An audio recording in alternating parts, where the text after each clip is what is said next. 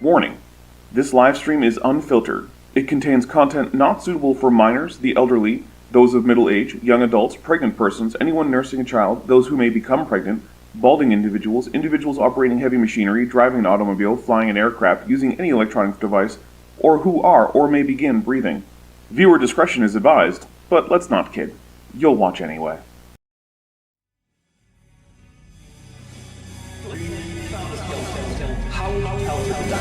You first. How would you decide? Well, I don't know.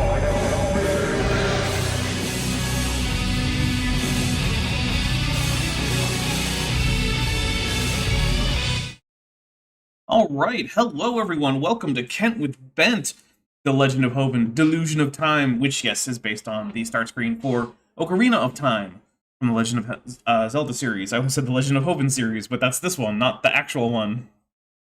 Bent, how you doing? I'm doing well. How are you? I am... It's been a day.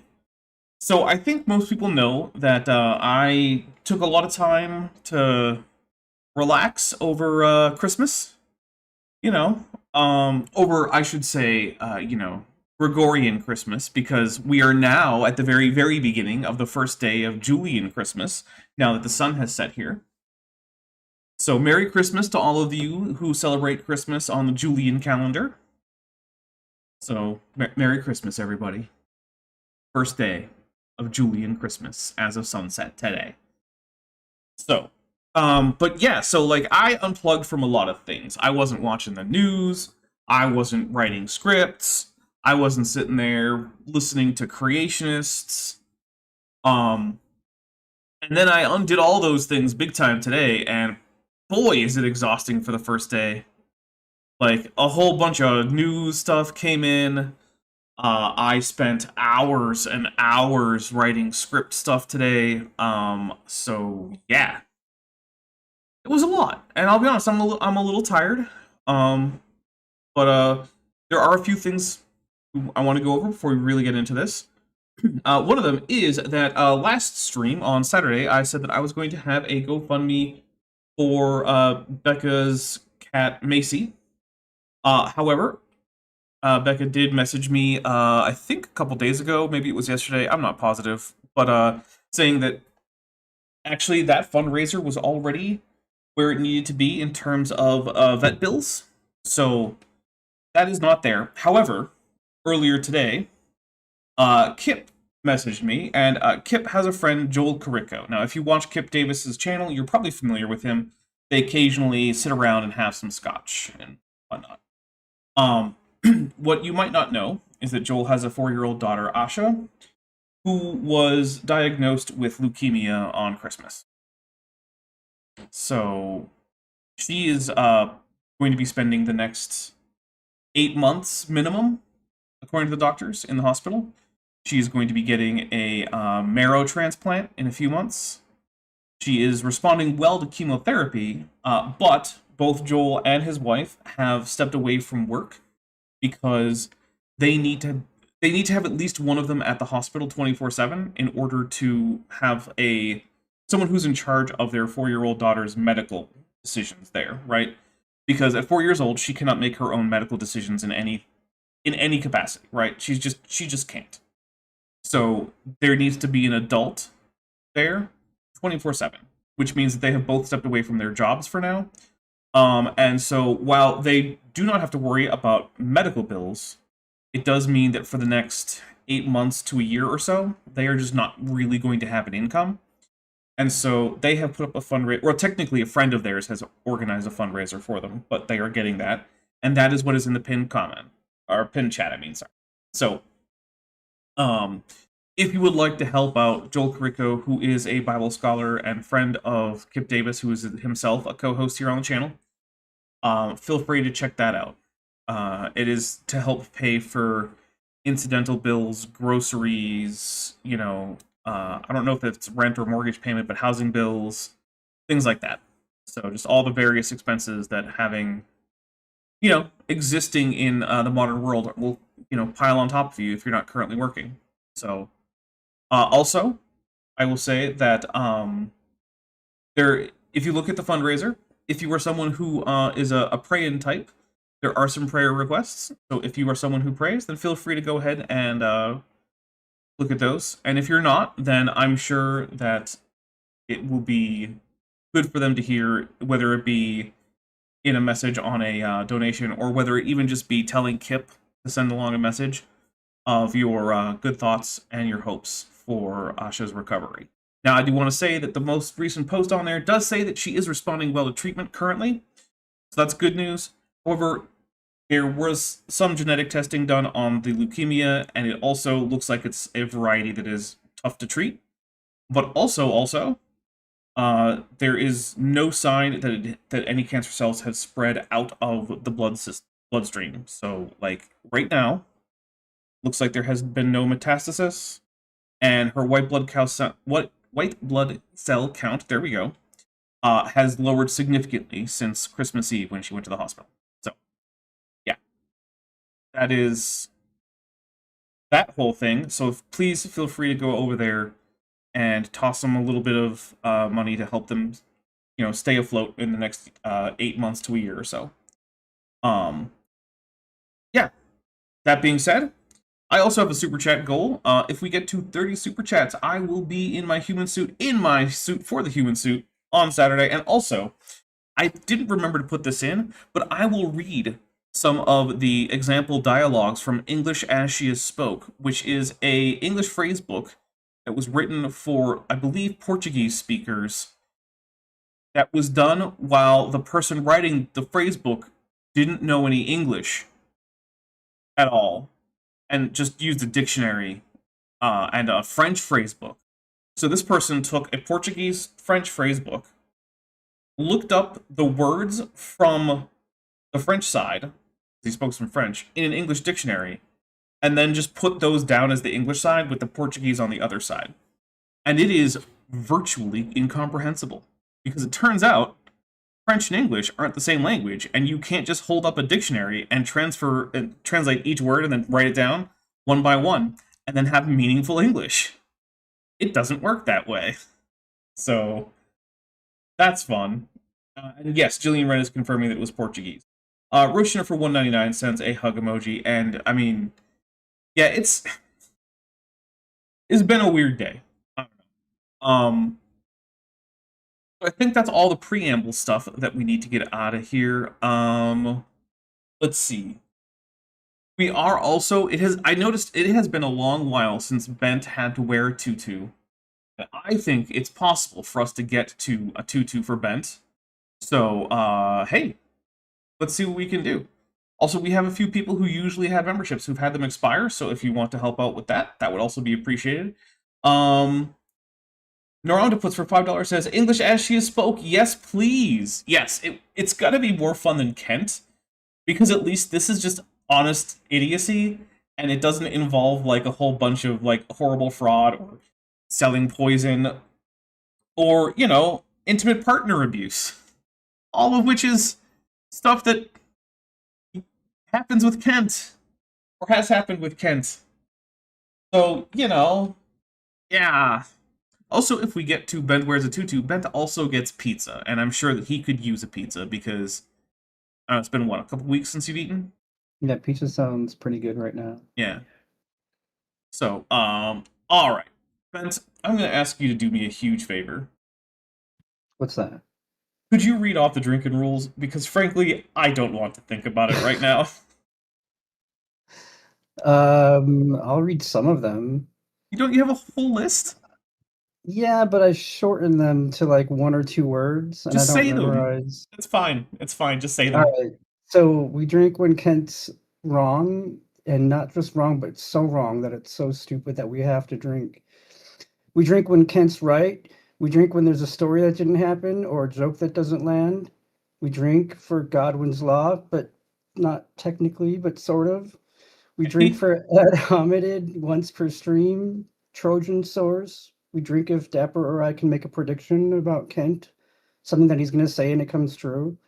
We drink if there's a kaiju monster sound coming through from Dapper's end. We drink if there's a kaiju monster, Godzilla or Mothra in a super chat. We drink anytime someone membership chat or super chats, AIG is a bag of dicks. Mm-hmm. We drink for every gift membership, and we drink when Dapper is a professional. Yep. That does seem like it.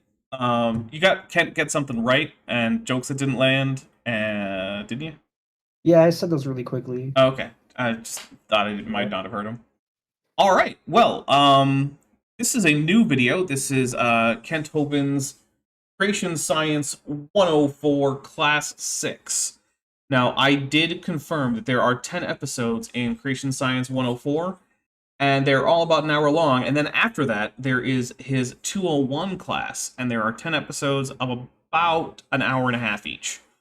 So we basically have 20 more videos like this to go, effectively. Nice. So, yeah. Bent, unless you have anything that you want to add to this whole thing, I'm going to hit play and we're going to get going. Let's do it. All right. Creation Science 104. By the way, the video actually does start abruptly. They didn't bother to put in the start of his sentence, so like that's just how it is. We are covering what's on our seminar tape number 7, our frequently asked questions or question answer session. For those of you just joining us. So I want to point out that on his videotape, as far as I remember, it actually is a frequently asked questions and not a question answer session. Because if I remember correctly, those are all pre-taped without like being one of his actual just like live audiences. So I think this is actually an FAQ, which I mean that's fine, right? Like it's fine to have an FAQ section in your lecture series if you keep getting the same questions. You may want to watch the previous lessons or classes to get caught up. Oh, Kent, we did. Don't worry, we've seen all the lecture videos and all the classes and more besides. We are as caught up as it is reasonably possible to. Okay, a question I frequently get asked is, what about the separation of church and state? What does this have to do with creation science evangelism, Kent? This is called Creation Science 104, Class 6. I'm going to hit play, but we might start skipping through if he just keeps talking about sovereign citizen nonsense, because, like, I don't care about his sovereign citizen stuff. Do you care, Bent? No, I don't care about that. All right. I guess if people really want to hear the sovereign citizen stuff and it keeps coming up, I don't know, super chat for it or something, because, geez. By the way, I apologize for my voice. Still having trouble from talking too much 2 weeks ago in Pennsylvania. His voice has been like this for the entire time and for years. I don't think it's just that you're too tired from talking too much, Kent, but whatever. Strain something, I guess. Can creation or the Bible be discussed in public schools? Yes, just not in science class. That is the answer. Yep. You can talk about it in a history class where you're talking about, ideas that people used to believe in terms of like science. You can talk about it in a comparative religion class. In terms of the Bible per se, you could talk about it in a literature class. There are a lot of places where the Bible can be discussed in public schools. Where it's not appropriate are things like science class or math class. The Bible has no place in either of those classes. Answer, absolutely yes. There are no laws against teaching creation science in public schools. Well, as science there are, in fact. Now, I don't know exactly when this was published, but I'm pretty sure it was after the initial decision that said that no, you cannot teach scientific creationism in schools. But it might have been before the Kitzmiller v. Dover case, where there was the whole, like, does intelligent design count as creationism? And the answer ultimately was yes. Oh, and hello, my Unfinished Journey. I see that wave there. There never has been. There are no laws against reading the Bible in a public school. That's true. If you are a student and you can, without disrupting the class, crack open a Bible, you can read a Bible. Now, you still have to pay attention in your actual classes, but, like, yeah, you can bring a Bible to school and read it. There's no rule against that.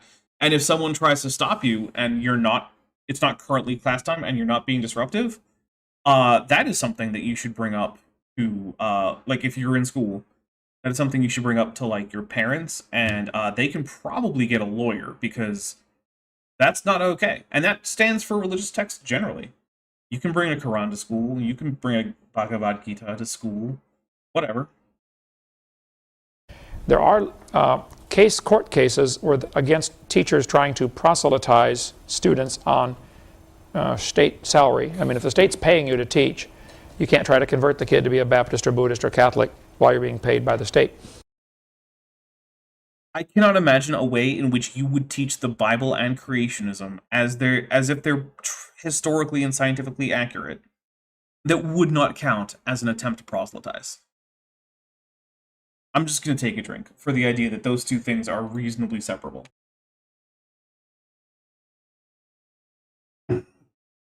Oh, by the way, I am drinking mango margarita here, which is about like 2.5 times stronger than most of the things I usually drink. So if you want to see Dapper get extra alcohol, today is the day to do it. I'm expecting to have a hangover in the morning. Ouch. It probably won't be that bad. But maybe it will be. Who knows? It, to some degree, depends on the audience. But there's actually no such thing as separation of church and state. Yes, there is. Yeah, I know. Ken's going to talk about how the actual words aren't in the Constitution. It doesn't matter. Most of the things that are true about the Constitution aren't contained in the literal words in it, because that's just how language works, right?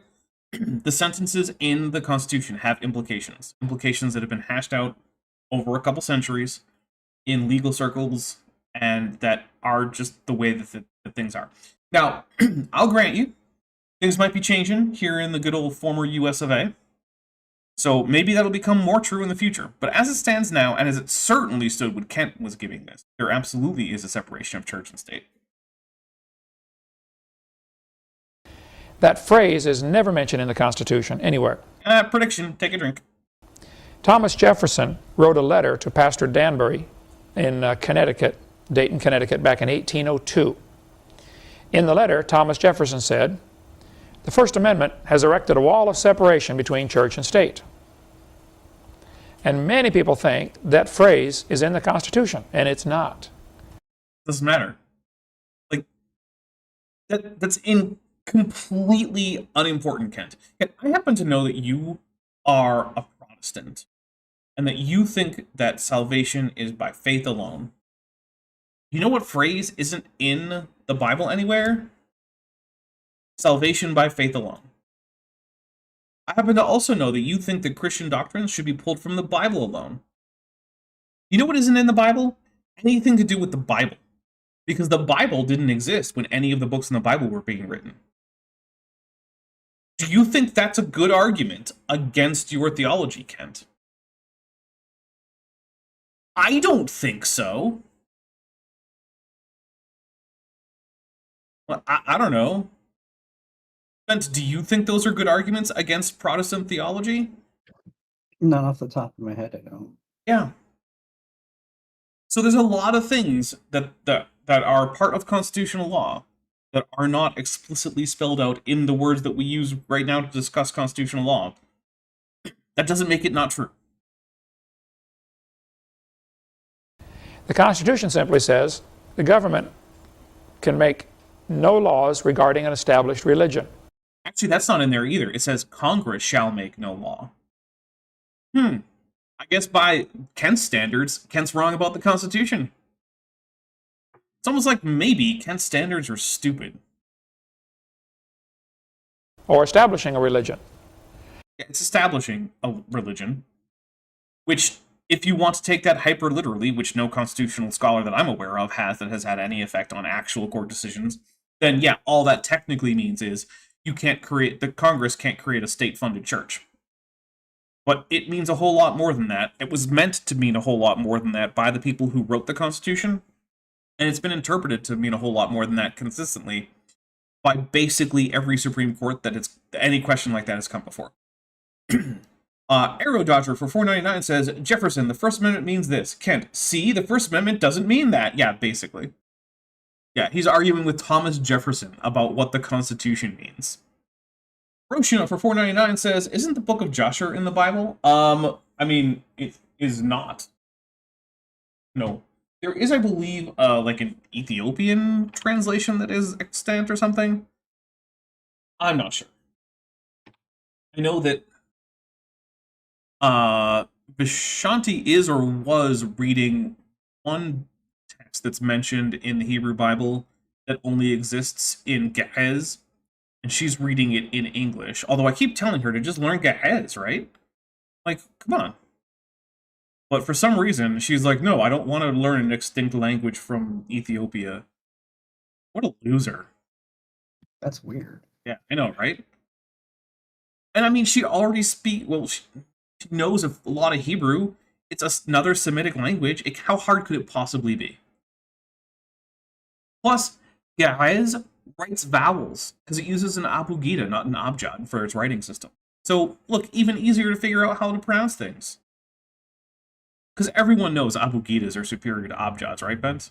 Exactly. Yeah. Everybody knows that. Everyone knows that. It's common sense. But for some reason, nope, she just won't do it. The government is hands-off when it comes to religion, which is why the government has no authority to tax churches. They have no authority to... I mean, they actually do have that authority.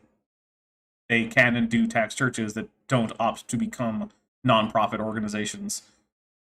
Sorry, Kent. Look, do not take your advice about who has the authority to tax what from Kent Hovind, the man who spent nearly a decade in prison for not paying taxes that he owed, including payroll taxes. And his excuse was, well, all of this is actually God's money because I'm a church. And you know what the government did? They seized his property and put him in prison. And you can argue till you're blue in the face that they shouldn't have done it. Doesn't matter. They got the guns. You don't have nearly as many guns as they do. They'll win. Regardless of whether you're right or not. Which is one of the things I really wish that sovereign citizens would figure out. Is it doesn't actually matter if in some abstract sense you're actually right about what the law is or should be or whatever. None of the people with the guns give a damn what you think, and they're going to enforce their interpretation of the laws that they're charged with following and maintaining and enforcing. And your protestations that they shouldn't don't matter. They don't matter at all. You will still get hauled in to court. You will still get convicted. You will still get assessed fines and fees and taxes. You will still spend time incarcerated. Because frankly, what matters is who has the ability to do the most violence. And generally, that's the government in whatever place you live. That's actually kind of the definition of what a government is. It's the people who can maintain the local monopoly on the initiation of force. Right? It's basically the people who get to shoot you, and you don't get to complain about it too loudly. And if you can complain about it loudly enough that they're no longer able to do that, they kind of stop being the government. require them to get building permits. They simply have no authority over the church, period. That is not at all what anything in the Constitution says, right? Not establishing a religion has been consistently interpreted to mean that the government cannot support any particular religion over any other one, nor should government funds go towards churches. Although there are some exceptions where if a church is doing some kind of non-explicitly church charitable-based thing, then some money from the government can go to that. Like a church could, a government could help, say, send money to a food bank that was run by a church, but that did not require any kind of religious affiliation or affirmation or activity in order to get food from the food bank. But like outside of those little nuances, generally speaking, federal money can't go to any church things. However, churches are made up of people. People who are under the jurisdiction of whatever local government and federal government is around, which means in the United States, that, you're responsible for things like taxes and building permits and things like that, unless you get something that says otherwise. Taxes are not an opt-in. They are an opt-out, and only if you qualify for the opt-out, which you generally don't unless you fall into a few categories, one of which is certain religious things, like churches or synagogues or mosques. Lieutenant Matt the Navigator for $2 says, "Oh look, a dumbass." Correct. Templar Warden, who's been a member for 2 months, says AIG is a bag of measles. Okay, we're going to talk about that in a second. Then there's a pelagic tunic emoji, which, 1, gross. And 2, then there's a Godzilla emoji, which we'll take a drink for. Ben, did you know that Answers in Genesis is now responsible for a measles outbreak? I actually did hear that. Yeah. Yeah. Yeah. Like, an actual measles outbreak has been associated with Answers in Genesis, which is just... I wish I were surprised. I'm not. I'm disappointed, but I'm not surprised because, like, jeez. If AIG actually worships a god, it's Nurgle from Warhammer, not any god of the Bible. It's clearly Nurgle. They're trying to spread the blessings of Grandfather Nurgle to all the kids because nothing there is nothing that greater shows the love of Grandfather Nurgle, like giving you a disease you might die of. I bet if they could, they would rub the kids who come into the Ark with, like, pus from smallpox sores. I feel like that they would do that if they could, right? Maybe they have a little anointing station, right? Where there's just a bunch of collected pus. Then when kids come in, they just rub it on their heads as a blessing. I mean, why not? Dutch Tuna Kid Official for $5 says, Sovsits will confidently say, well, actually, as they're being arrested at gunpoint. It's true. It's true. I've seen footage of them doing things like that in a courtroom. It's absolutely crazy. Sovereign citizens are just... So, I don't think they're dumber than flat earthers, but, like, they're somehow, like, even less practical. Like, I've seen flat earthers get arrested, and they usually complain, but, like, they don't pretend that they're not under arrest or anything. And, like, yeah, I haven't heard of any, like, flat earther arrest shootouts or anything, whereas that has been a thing with sovereign citizens. So, you know.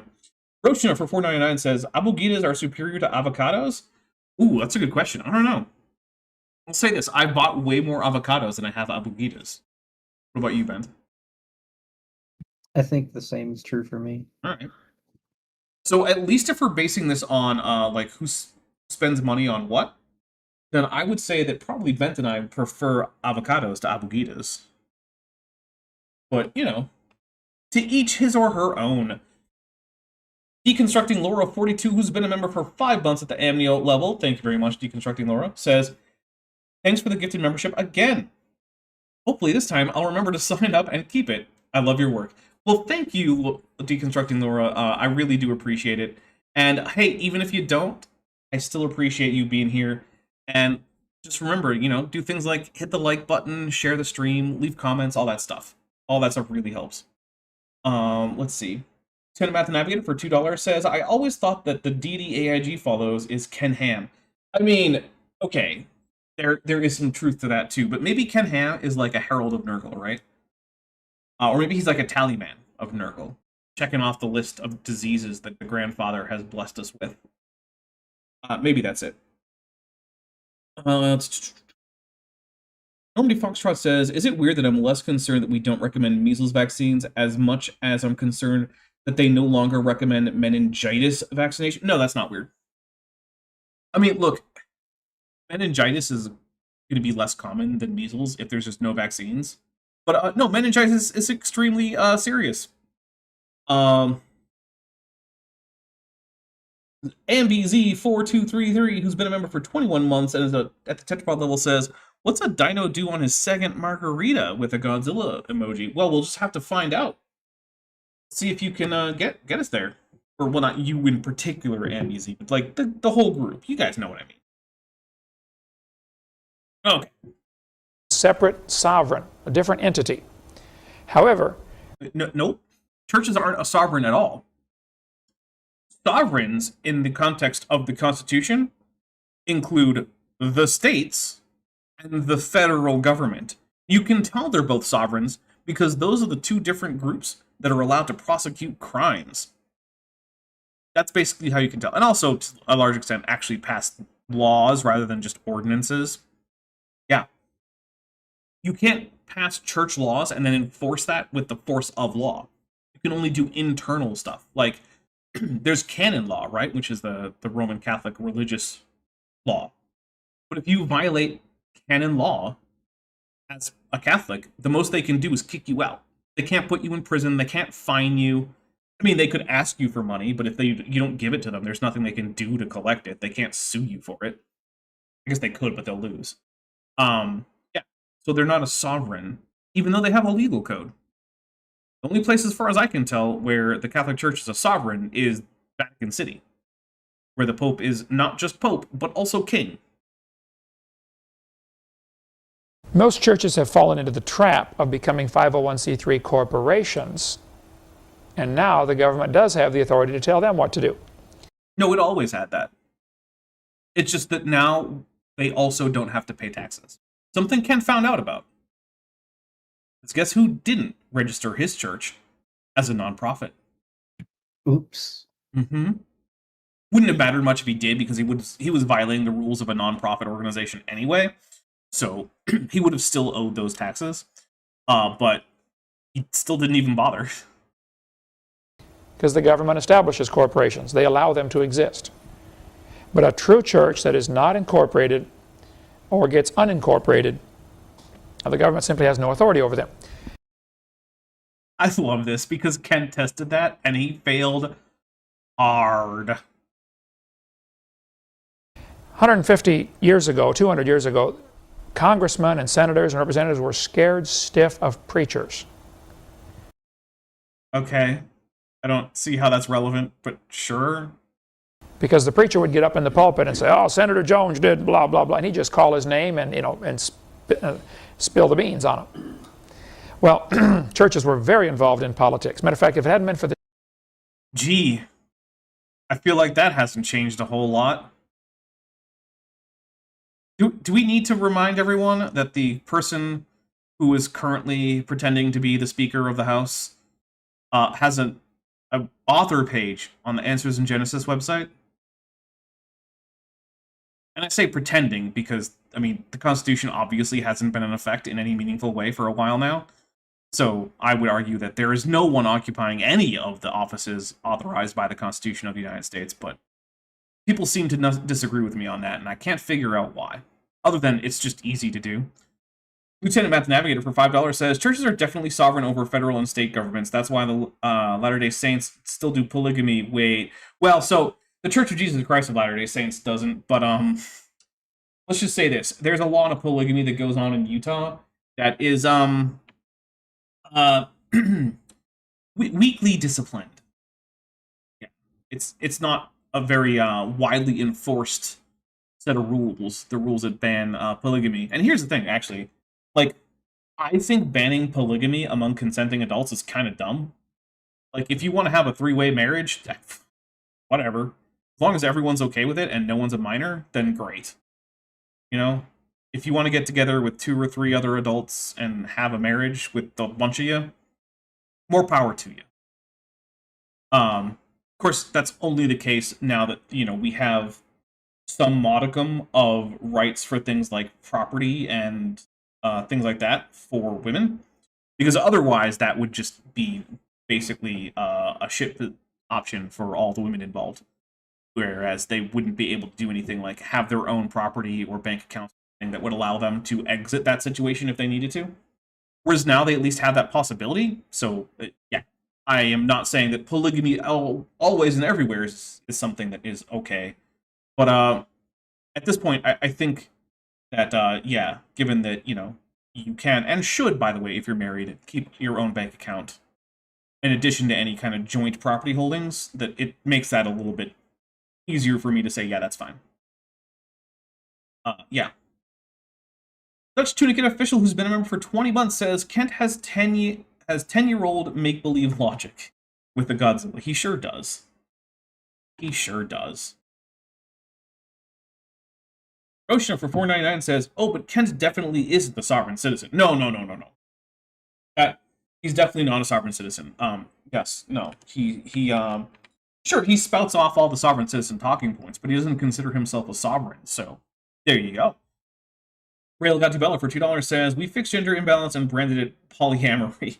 Well, I wouldn't say we fixed gender imbalance. It's just that at this point, I think it's close enough to balanced that I would not automatically assume that a situation where like there's a throuple with one man and two women is automatically going to be exploitative towards the women. So yeah, that's the difference there. Like it's clearly not fixed, but yeah, I think it is now at least possible to have polygamy in which it is not exploited.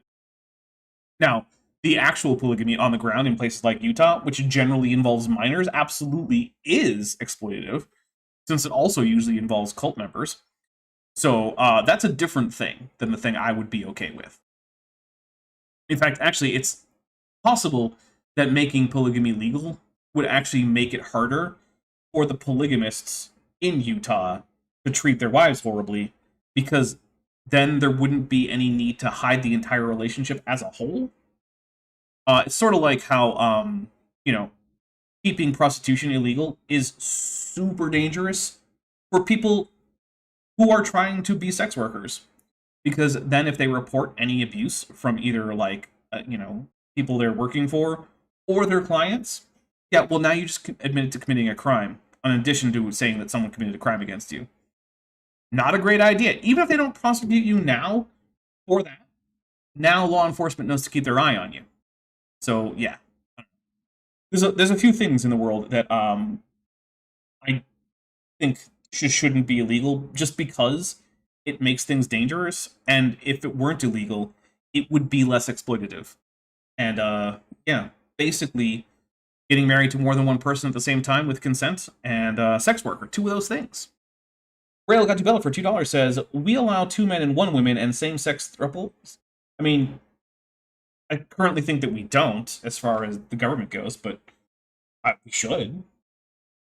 Yeah. Polyandry should be treated the same as polygamy, which is to say that I think it should be legal as long as everyone is, a consenting adult and no one is being exploited. Yeah. Now, I don't want either of those arrangements for me, but I shouldn't get to impose that on other people. The churches, we never would have won the Revolutionary War. I would need a citation on that, right? I mean, for one thing, the revolutionaries were not primarily theologically driven, and certainly were not looking at Christianity for the most part for their ideas. They were primarily looking at things like the Scottish Enlightenment, the more continental Enlightenment, ancient Greece and Rome, specifically Republican Rome. There's a reason why, most of the big government buildings in DC look like they were built in, the early Roman period. Because they were consciously basing their ideas on government on that kind of thing. Things which are not at all in the Bible. You can't find democracy in the Bible. You're not going to find a representative republic in the Bible. It's just not in there. There's virtually nothing you can point to in the Constitution and say, yes, this is from the Bible. Because it's not. In fact, really, the Federalists almost never cited the Bible. The Anti-Federalists did, sure, but they lost that debate. Lieutenant Matt the Navigator for $5 says, Kent is roughly as sovereign as Charles I's head circa January 31st, 1649. Nice. MBZ for $5 says, I'm polyamorous, refreshing to be talked about in a sane manner. Thanks, Dapper. Also, AIG is a pouch of pickles. Agreed, and look, I gotcha. It ultimately comes down to the same thing that I generally say about a lot of things, which is look, not everything is for me, but that doesn't mean it's not for you, and if it is for you, as long as no one's getting hurt, then, I shouldn't get a say in it. Right? Nor should anyone else. So, hey, go be polyamorous. And someday, I hope that your relationship with more than one person can be legally recognized as such, and you can get at least the general benefits of marriage. Or I would also be okay with just the government not caring about your relationship status anymore, and just giving everyone an even footing on things like taxes and property ownership and visitation rights and whatnot. Allowing you to just designate people who are allowed to visit you in the hospital, regardless of any kind of government piece of paper. I think that would actually be a step forward. You should just designate people, right? if there's someone who's an important part of your life, but they're not like romantically involved with you and married to you, but you want them to be able to come in to see you at the hospital, or you want to be able to easily designate them as your medical proxy, you should just be allowed to do that.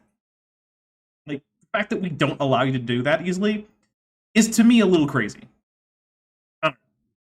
That's probably just me going woke, so now I'm going to go broke. You guys are going to stop paying me. That's what's going to happen right now. I'm about to get canceled for my crazy woke take on you should be allowed to make the decision as to who is allowed to visit you in the hospital. What a crazy idea. Rail got developed for $2 says, it's less because of churches and more the French. Yeah, the French were a much bigger part than the churches in terms of the revolution, at least in terms of like actually getting it done. Also, like the actual proportion of Americans who fought in the Revolutionary War was pretty tiny.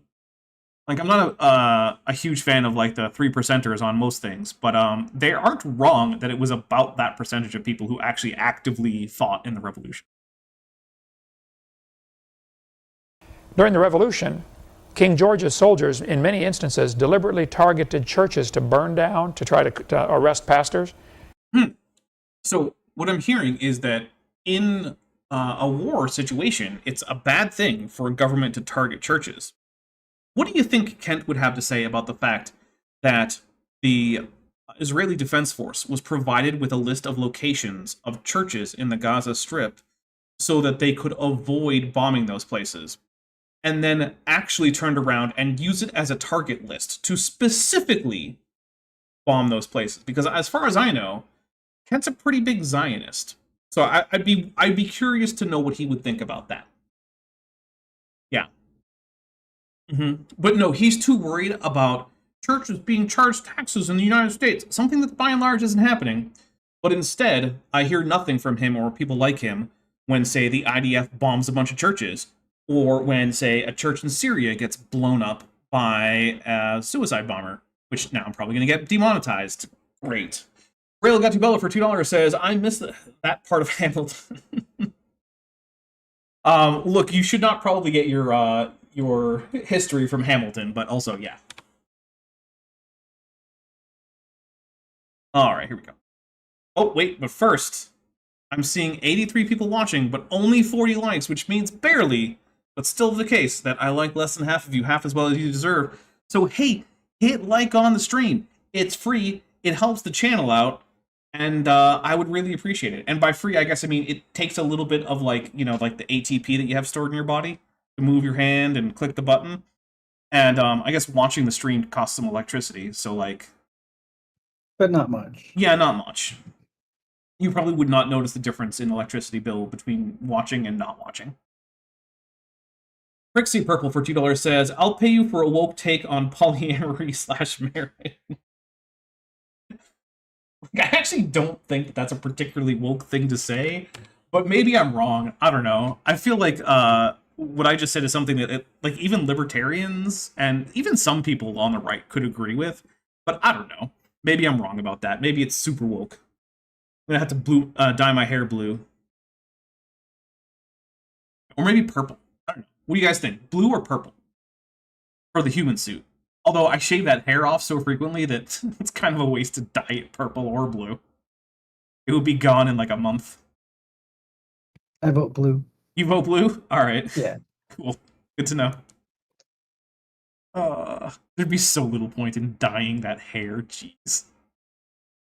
Because they were the rabble-rousers. The book In Caesar's Grip, which we have in our bookstore over there. Well, that's a title. I thought he was actually talking about like a book that someone, like some Caesar from Rome was holding or something. I was like, what is he talking about? All right, it's the title. Right-handed Sith, who's been a member for 33 months and is at the annual level, says, thanks for the Bilbo. Now I can like the stream with a Ghidorah and a disgusting pelagic tunicate. But we'll take a drink for that, Ghidorah. Lieutenant Matt the Navigator for $5 says, this is the idea of a man that thinks that Shelby Foote is a good source. And Gail Riplinger. He also thinks that is a good source. Kent is not one for figuring out what good sources are. I think the closest thing he ever had to a good source was when he said that in one particular entry in the Anglo-Saxon Chronicles, it mentioned hungry dragons or something. And then I checked, and sure enough, it did say that. Becca Justiniano for $5 says, more woke down, please. A Mothra and a Godzilla, and an AIG is a bag of dicks, so we'll take a drink. NBZ for $5 says, you may be surprised the amount of vitriol polyamory gets, even among queer spaces, with a little frowny face, like the sideways, or the slash frowny face. I didn't think it's dramatic to say we've become a punching bag. I don't think it's dramatic to say we've become a punching bag. Well, that is unacceptable. Look, if you're going to be part of a community that has love is love as one of their slogans, that should extend to people who want to do that with more than, as more than a couple. That shouldn't be that controversial. Even if that's not your thing, right? Like, it doesn't have to be your thing for it to be okay. Which you would think that, like, queer spaces would understand, given that, I don't know if you guys know this, but queer people aren't all into the same thing. They're different groups within that umbrella category. So, I don't know. Hey, queer spaces. Stop it. Stop it. Rail Got to Bella for $2 says, it's a book about It's a book about HJs from the Emperor. I mean, given what I know about some of those emperors, you probably could write a book about that. Jeez, I wasn't ready for that. I probably should have been, but... Would be an awesome one to read if you want more on that. Jeff, have you got into that one yet? In Caesar's? Oh, you're going to love that one by Peter Kershaw. It's an excellent book on that topic. Anyway, there's no such thing as separation of church and state. What it's supposed to be, the church, by the way, when Congress voted in the First Amendment. No, don't finish that sentence, Ken. It's fine. We weren't interested. Whatever. It's fine. I'm just going to hit play. Where they said Congress shall make no law establishing a religion. The same day, they voted to give $100 or $500 or something to a Catholic missionary to help the Indians in St. Louis. I feel like we already went over a lot of this last time. Like he's repeating himself. Some of it, yeah. Yeah. I'm gonna skip ahead because I'm tired of like the separation of church and state doesn't preclude a priest from ever getting money for anything. So we'll see what happens. And he said, the wall is a one-dimensional wall. It keeps the government from running the church, but it makes sure Christian principles will always stay in government. And we covered lots more on that earlier. So, notice how those have different sources. Yeah, I don't think that was Thomas Jefferson. Also, that's not what one-dimensional means. That might be like unidirectional. That could work, but one-dimensional. You can't have a wall that's one-dimensional. That would just be a line.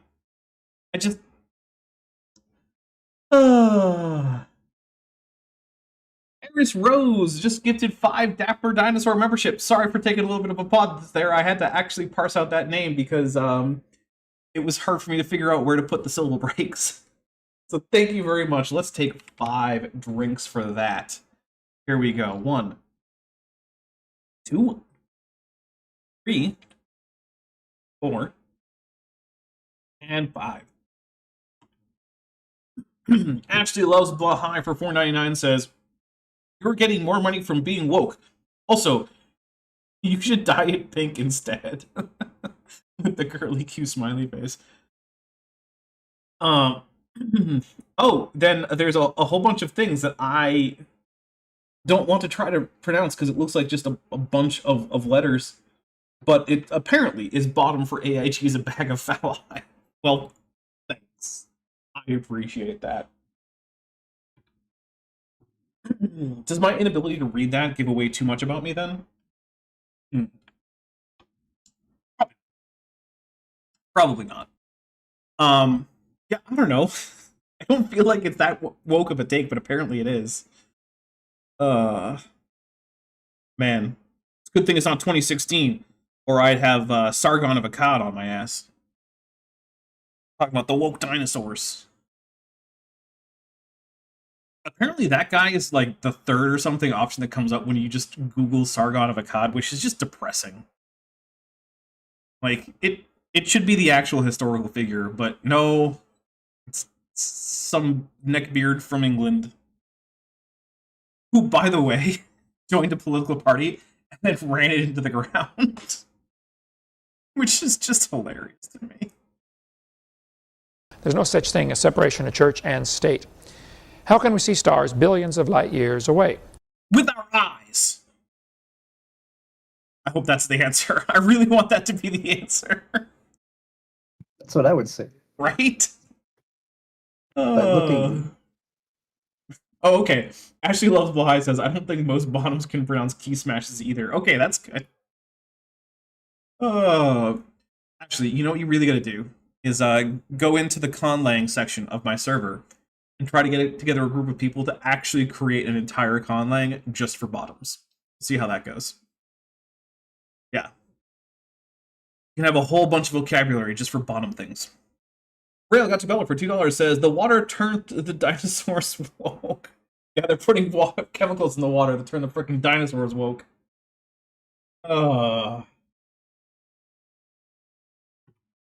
Although, okay, so I have actually discovered the best use for Alex Jones sound bites, which is to put them over footage of either the Doom guy or Space Marines from Warhammer 40k. It turns those absurd and frankly very cringy audio clips into just pure comedy gold.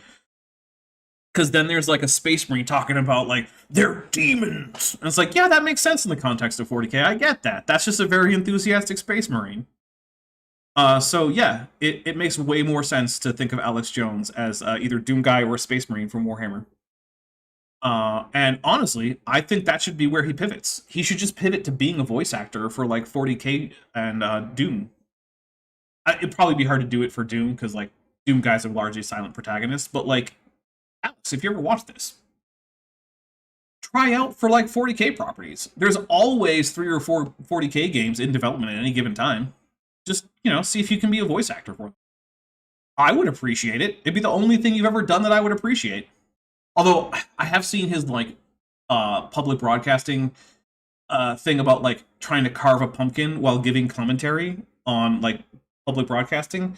And to be honest, it is actually kind of amusing to watch Alex Jones carving a pumpkin while trying to maintain some level of coherence with a phone call on public TV. That was interesting, I will admit. Lieutenant Matt the Navigator for $2 says, segues are not among Kent Hovind's skills. It's true. Although, to be fair, he is just going through his FAQ. I don't expect excellent segues. In fact, to be even more fair, when I do segues in my scripts for things about, like, you know, shilling the Patreon or something, they're always cringy as fuck. Oh, I just said the first one. Damn it. All right. Well, hey, if we get to the 30 super chats, then I'll be unleashed too. So, help us get there.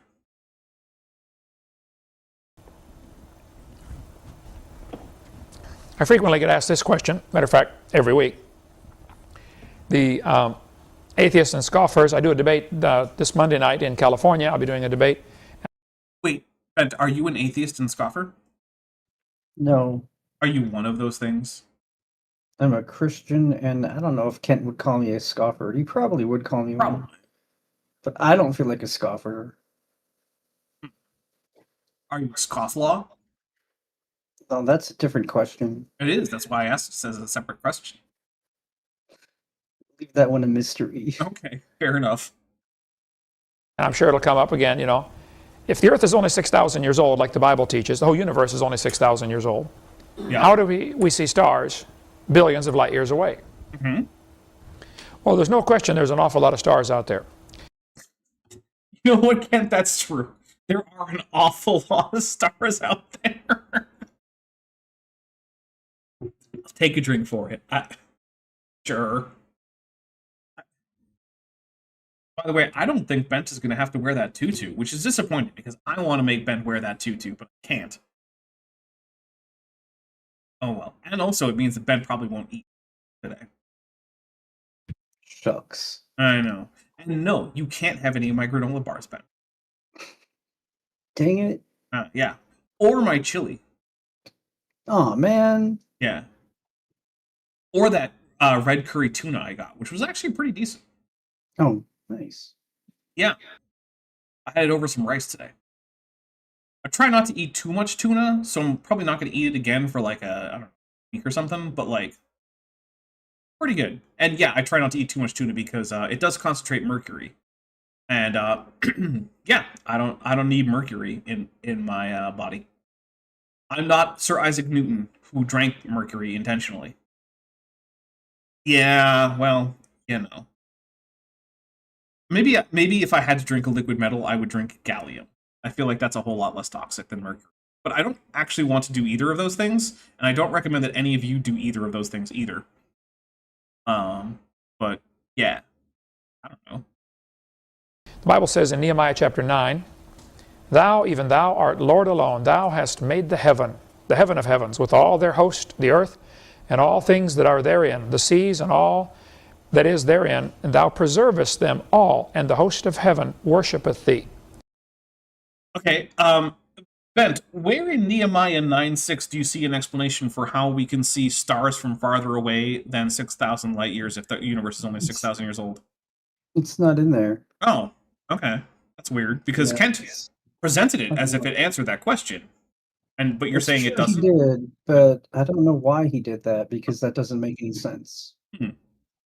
To be fair, at least he is quoting from one of the books of the Bible that I feel like is underappreciated.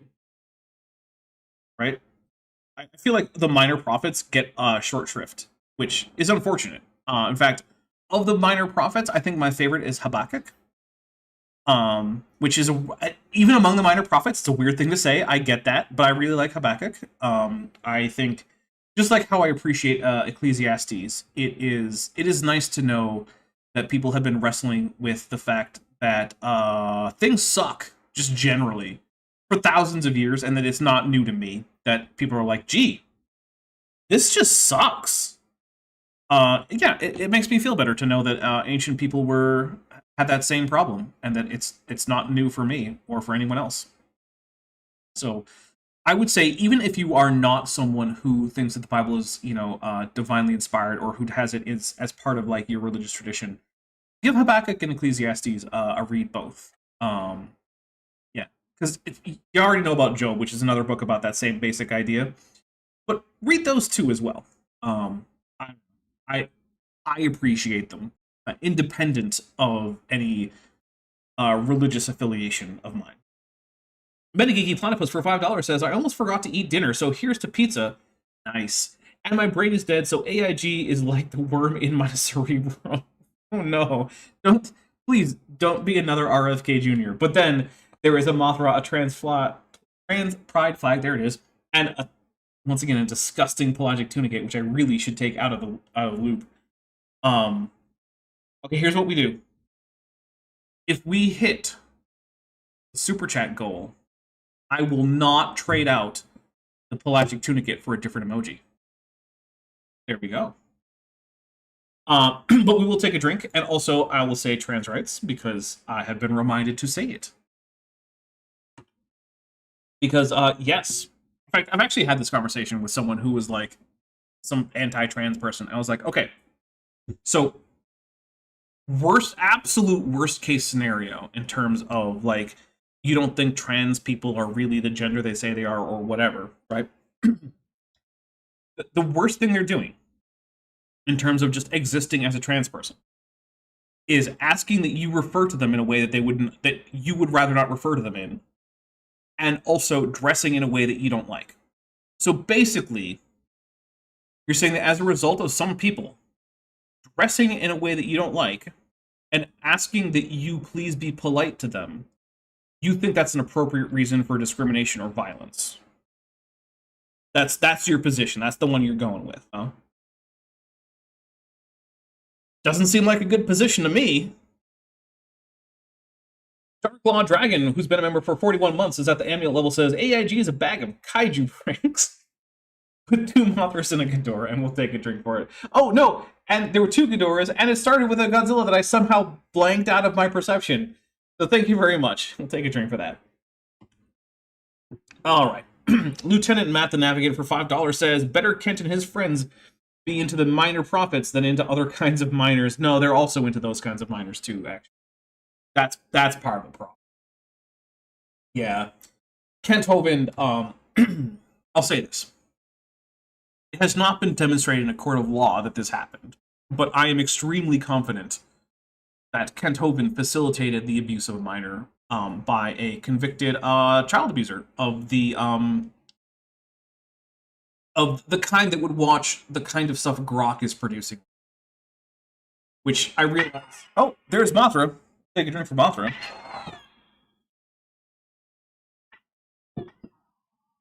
Thank you, Mothra.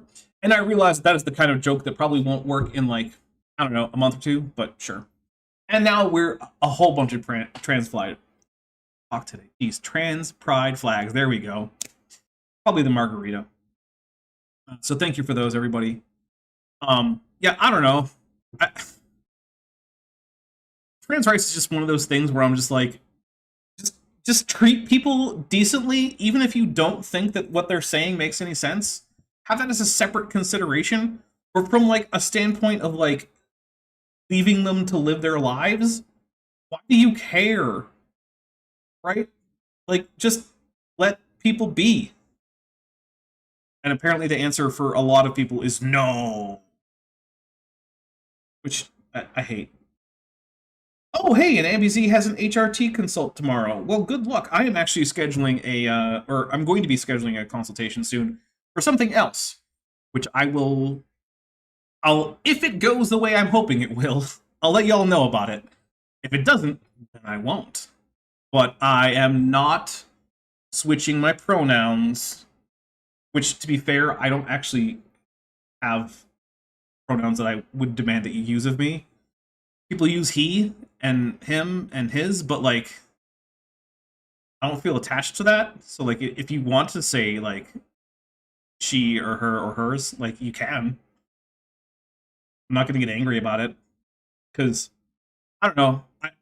I looked into something, right? I looked into like, a study about what the difference is between people who do and have versus don't, or have trouble getting into things like sports fandoms. And apparently, a big part of it is that people who, like me, have trouble getting, like, invested in things like sports are less likely to have in-group thinking and bias, and have less, like, in versus out group thinking. And I'm not saying that that's, like, a superiority thing. It's just a difference, right? And I think that might be connected to why I don't particularly care about things like what pronouns people use for me, whereas other people do care about for them. Because apparently, I might be in a cohort of people who just don't care that much about group identity and don't use groups to help represent themselves. And maybe that's just a weird thing about me. I don't know. But also, Roshina for $4.99 says, trans-plied frags. Jeez. You're trying to make me get this wrong, aren't you? You're just trying. Then, Metageeky Platypus, a librarian for $5 says, I'd rather be misgendered or called a book burner than accept the loss of the noble pelagic salps. Oh, okay. And doliolids. There's a word that is hard for me to say. And I get it. Lieutenant Math Navigator for $5 says, treat people decently, evangelicals. This is satanic oppression of Christianity, just like D&D. Oh. I hate how right that is. Also, I gotta say, like, the things I mentioned earlier about, you know, like, actual Christian oppression in places like the Gaza Strip or Syria, I know I say it a lot, but it really bugs me the degree to which evangelicals just don't give a shit. Like, they just don't. Whereas, like, the people I know who aren't evangelicals, including the people I know who are just atheists, they care a lot more about that. And it bugs me. Because, like, at the very least, care about your co-religionists, guys. But no, I don't even care about that. Oh, we are slightly overdue for a break. So here's what's going to happen. I am going to go and grab myself a fresh... Well, I'm not going to get an entire fresh margarita, but I'm going to refresh the beverage I have now. And we're going to watch a little bit of the teaser trailer for this week's Star Trek Adventures game. Then we'll be back. And in the meantime, feel free to grab yourself a drink, grab yourself a snack, you know, take a bio break, whatever it is you need to do. And also, I want to say thank you to Tad is Mad, because Tad is Mad is actually the voice of the alien captain in the following teaser trailer that I'm going to play. So, if you appreciate the trailer, please thank Tad is Mad. All right, we'll be right back. Next time on Star Trek Lexington. Captain's Log, Stardate 60631.4. The ship is proceeding through a little explored sector of space according to our orders. This region was mapped and surveyed 40 years ago at long range, but that mission gathered only the most general data on the nearby systems and planets. And, in any case, a lot can change in 4 decades. Kavian Stellar Circuit 831.11, KES Kofalgren Log, Captain Sharama Kaladak in command. My first collection run to Octra 4 as commanding officer of the Kofalgren is now underway, and I confess that I am as conflicted as ever.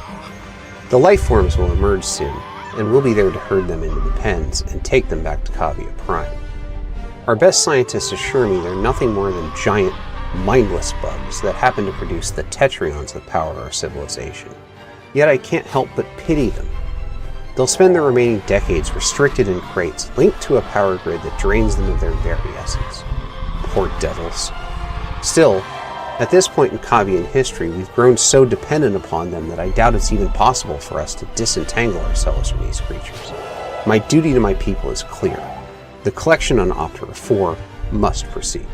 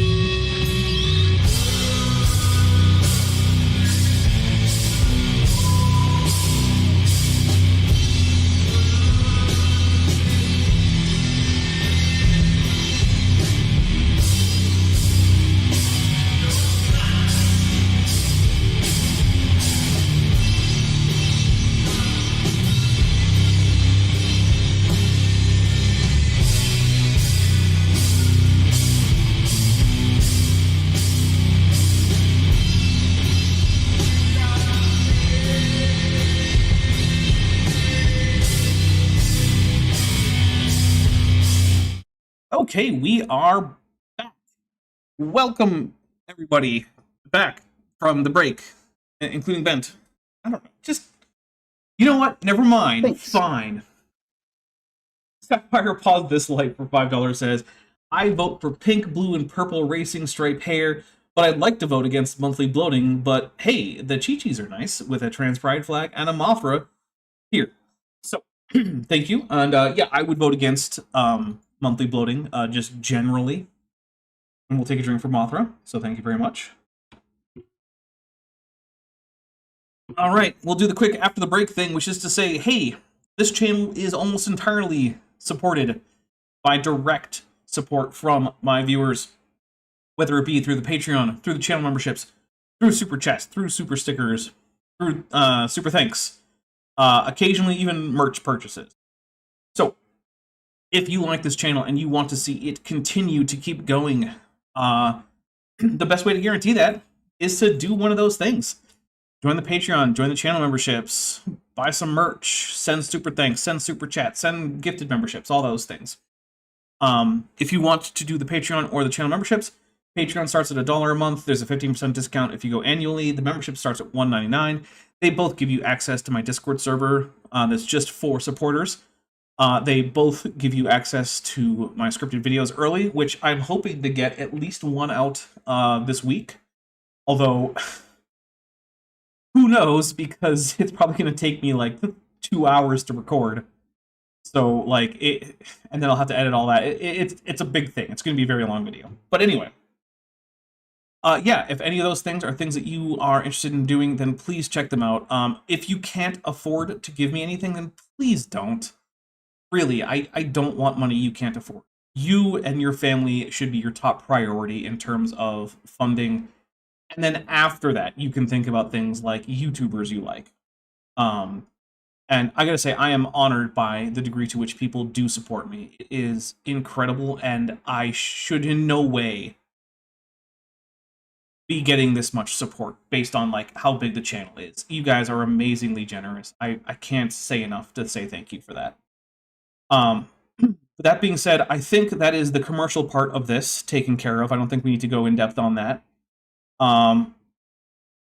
Oh yes, Becca Justiniano is reminding me about Run Sheep. But yes, if you would like a way to help out that does not involve sending me money, but that does involve you spending a little bit of your own electricity, there is a section in the description for this video, which is called How to Render for Me. So the way that I get my animations done for both this channel and my second channel are that I have a render firm called Sheepit. And I render for them, and they render for me.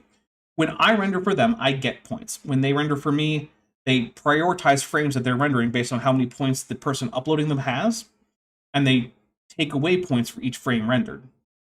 Which means, if you want my animations to get out as quickly as possible, if you render for me, that will put me higher in the priority list.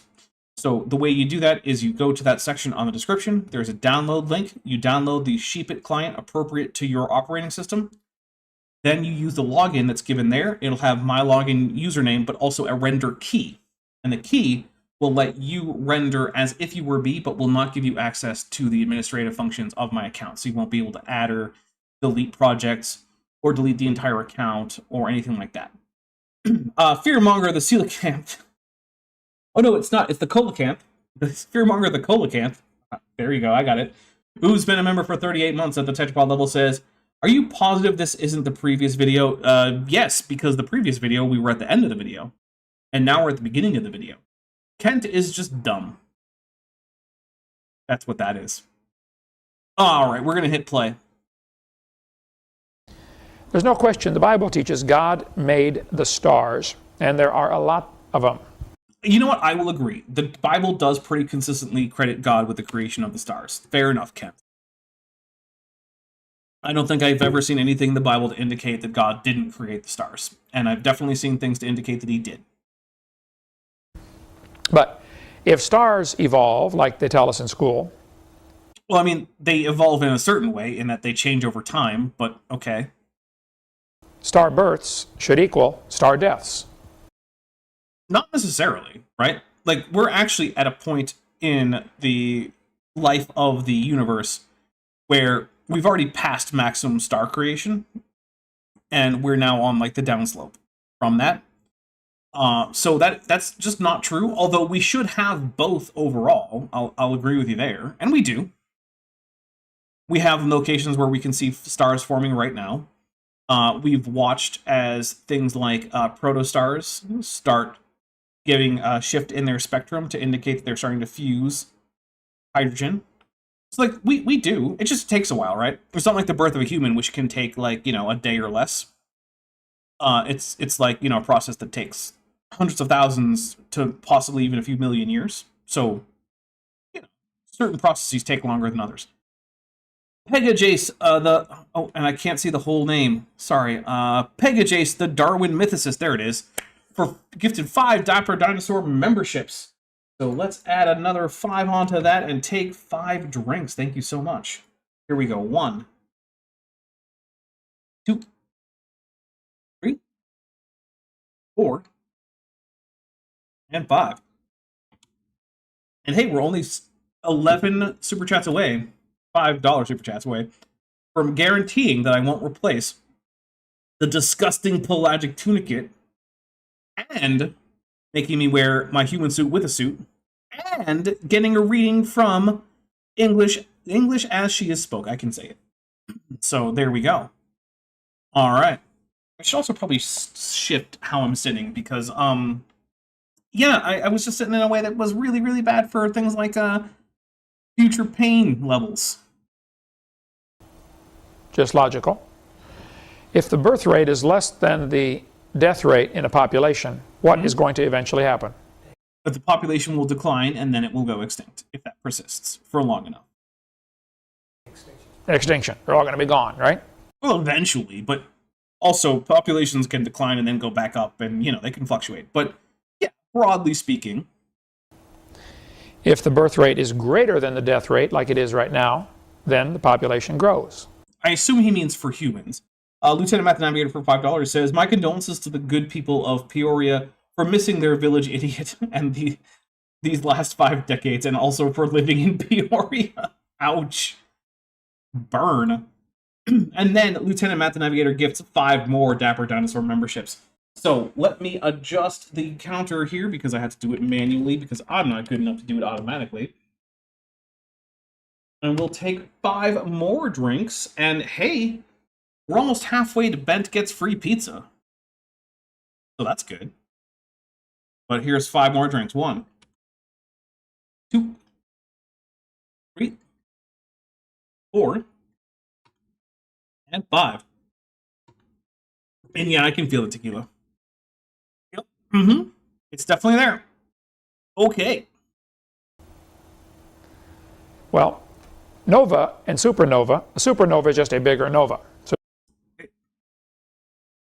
it's not just a bigger nova. There are different atomic and quantum and chemical processes that occur on one versus the other. But like, I don't want to split hairs on this, and I don't care that much. And I'm not an astronomer, so like, I don't know. Landon's here. He knows about space. Ask Landon. Hi, Landon. Supernova. Okay. Nova is when a star explodes. Also, I think Landon is the only person who watches the show that has a Wikipedia page. Just blows up. And you can study for years about why stars blow up and the theories at least behind what causes novas and supernovas. It's because they run out of fuel to fuse.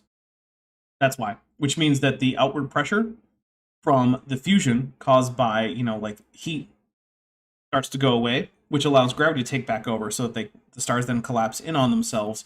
But that itself triggers a new round of fusion, which then greatly increases the outward pressure, causing an explosion. So first it's an implosion, followed by a rapid explosion. These are things you could look up, Kent. They were known when you went to prison, which means they were probably known around the time you gave this talk. So, like, you could check in on these things. I don't know why you don't. Well, I guess, okay, I do know why you don't. It's because you don't want to know. You want to be wrong because it helps your grift. And I suspect you get some kind of emotional fulfillment out of your current beliefs. So, like, I get that. But, like, you could be better than this. In Spanish, nova means won't go. Well, it means doesn't go, but okay. Will not move. Vamos is, va means go. Nova is no go.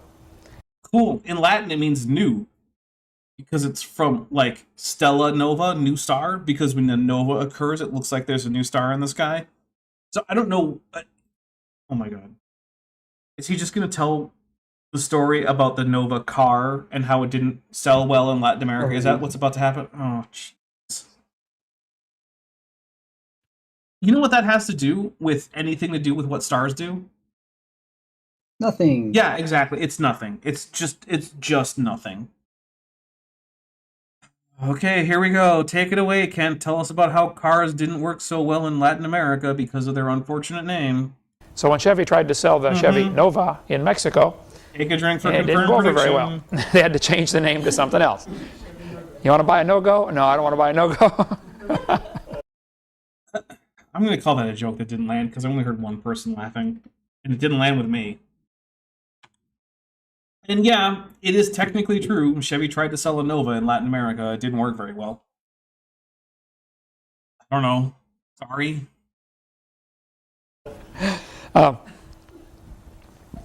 Stars have been observed to fall apart. They blow up. It's called a nova. Big ones are called supernova. It appears that one blows up about every 25 or 30 years on the average. It's actually a lot more than that if you count novas and supernovas in other galaxies. But like, I don't know. I guess he doesn't. I don't really care. Also, Semi LaFleur, welcome to the tetrapod level for the amniotes. Everyone, send some amniote emojis to welcome Semi LaFleur. Now I'm saying with all, like the French, like Semi LaFleur. Je m'appelle Dapper Dino. Oui, oui. Also, John Allgood, who has just sent 5 more Dapper Dinosaur memberships. Thank you very much. So we're going to take 5 more drinks. All right, here we go. 1, 2, 3, 4, and 5. I believe that actually does put us at almost exactly halfway to Bent Gets Free Pizza. Very nice. Yeah. And only 10 super chats away from guaranteeing that I will not change out the Pelagic Tunicate super emoji. And also reading from English as she is spoke and being forced to wear not just my human suit on Saturday, but a suit on top of that suit, which I'm generally loath to wear, in case anyone is. Nobody's ever seen one star forming. Well, that's just a lie, Kent. There are currently stars forming in various places, and we can tell that they're forming based on their various spectra, right? So they will lack certain emission lines and absorption lines when they are not fusing hydrogen into helium. There we go. Yeah. And they also meet our predictions of models of stellar formation. Just the bare fact that there exist bodies in space that meet our predictions for protostars is evidence that stars are indeed born. It's just that it takes a lot longer for a star to be born than for a star to die. I don't know what to tell you about that.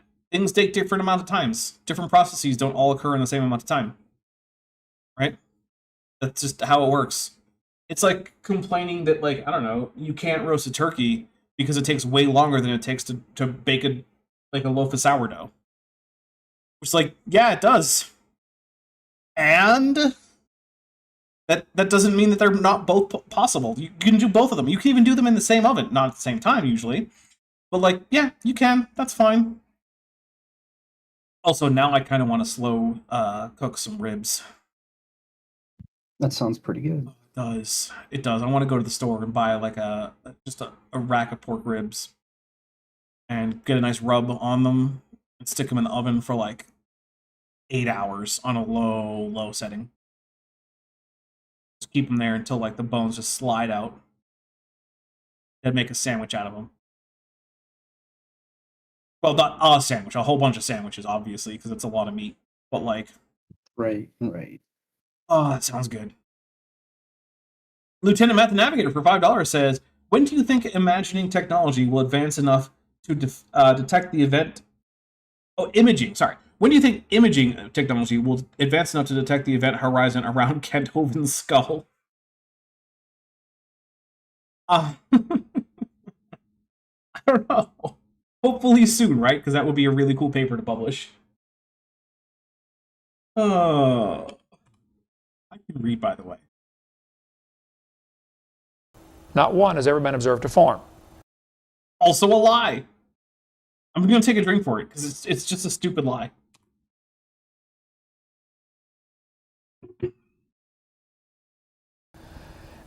Astronomers have observed about every 30 years a star dies and explodes into a supernova. Hey, before it was 25 years, but whatever. If the universe is billions of years old, how come there are less than 300 supernova? Who says there's less than 300 supernova? I think what he means is supernova remnants. But there are more than those. And also, what that means is that gives you an idea as to how long supernova remnants stay visible. It's not a measure of how many there have ever been, right? Like, it's like saying, if the Earth is older than a year old, then how come I can only see so many flowers outside? It's like, well, those are annual flowers. They keep coming back, then they go away, and then you can't see them anymore. Right? And I say that, like where I live in Arizona, flowers are pretty uncommon. They only occur at a certain part of the year, and they don't last that long. So at any given point of the year, there's only a few flowers. But that, counting up how many flowers I can see at any one given point here living in Arizona, does not at all tell me how many flowers have ever bloomed in Arizona. That's a much, much, much higher number. It's just that they don't persist forever. It's the same thing with supernova remnants, right? You can see a supernova in, say, the Andromeda Galaxy, but give it a few years and you won't be able to see it anymore. That's it. That's the whole explanation. I'm gonna take another drink because that is just such a dumb thing to say. I wanted to say and drop another F-bomb. I'm the one who needs it now. Jeez. And also, it doesn't answer the question as to how we can see distant starlight if the universe is only 6,000 years old. It doesn't address this at all. We should be able to see virtually no supernovas if the universe is only 6,000 years old. How come we can see them anyway? Naramduplitz for $5 says, if the Earth were billions of years old, there would be more flowers than atoms in the universe, though.